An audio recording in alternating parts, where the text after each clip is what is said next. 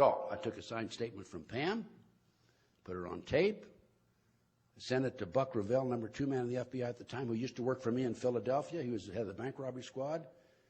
And I told Buck and the FBI, I said, you guys, I said, first you try to prosecute me in Dallas. It was right here in Dallas, by the way. With your investigation, 3 investigations and all. I was 2 days away from being indicted by a grand jury here, by the way. But that's another story, and I don't have time to tell it. Said, first you try to get me in Dallas, and now you set this girl up on me. I said, you guys are Bush. Now, for you ladies that don't know what that means you're minor league, okay? Guys that know baseball know that's what it is.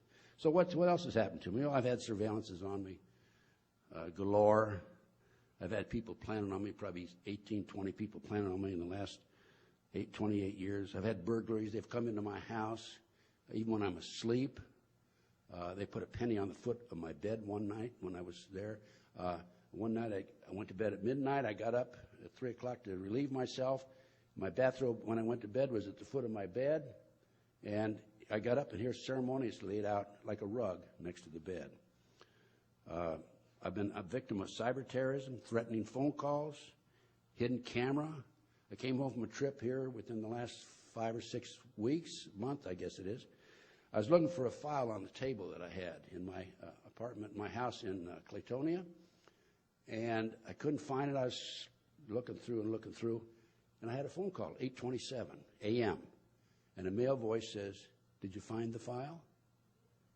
They had a camera in there, hidden camera in there. But they have cameras now that the size of the end of a pinpoint of a needle. Had threatening phone calls, cyber terrorism, hidden cameras, stolen. My car's been stolen. I've had gang stalking on me, lug nuts removed. I've had flat tires. My window's been shot out twice. Both times I was standing near the window. I have had TV surveillance of me. They can monitor you through the cable television, by the way, even if it's off. I've had threatening letters, and most recently, I've been the victim of a disinformation program by a guy named Stu Webb and other individuals. And Stu Webb has actually put out word that I was kicked out of the FBI for practicing satanic ceremonies in the federal building. Okay, and you know what? After that disinformation came out, my speaking tours came down to nothing, really. I was doing a lot of lectures before that. And we have enough idiots out there that believe this off the internet, because it's on the internet, that it really affected my opportunity to get the word out.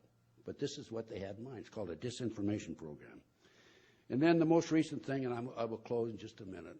I have 1 minute left, but I was late starting, right? I wasn't? I was, yeah. I was? Okay, well, I won't argue with you. Huh? Go for it. Okay, all right. There's no argument then. Thank you, sir. Thank you, sir. But the latest thing to me is I moved a year ago last May, a year ago last May, from Las Vegas, Nevada. I had a condominium there.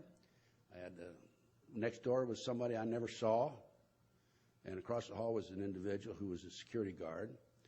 And I'm sitting at my desk, and I can't think. I don't know what's happening. I can't read. I can't do it. I realize that something's happening to me. A friend of mine came in about 11:30 at night. Said, "You're sick. Call the paramedic." Paramedics came, took my blood pressure to get to the hospital. I had blood pressure of 242 over 119. And so I knew that there was a serious problem. I had blood tests, and I had arsenic and cyanide in me. I was being poisoned, and I knew this. Within 2 weeks, I left Las Vegas, called John DeCamp in Claytonia, Nebraska, and I said, "John, I'm getting out of here." He said, "Come on back. I got a place for you to stay." And I now live in Claytonia, Nebraska, about 2 blocks from John DeCamp. Anyway, I was being poisoned. And there's other stories about the poison. They've tried to poison me when I'm driving down the street.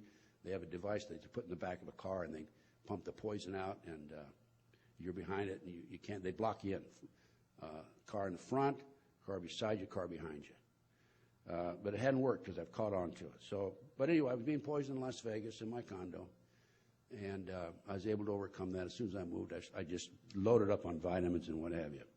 Okay, I was asked a few moments ago before I came on board, the reason for the terrorist movement, by the way. The reason for the terrorist movement is they create these terrorist acts. The government does this covert operation in order to establish the Homeland Security, and in order to write the Patriot Act, take away our constitutional rights and civil liberties. There are prison camps that have already been set up. There are railroad cars, three-tier railroad cars, and I've seen them personally, that have shackles in them. I didn't see the shackles, I saw the car. And there are big plans for the next terrorist attack, I think, to pick up a bunch of us as a red, blue, and green list and haul us off to these concentration camps. So, okay, now, thank you very much.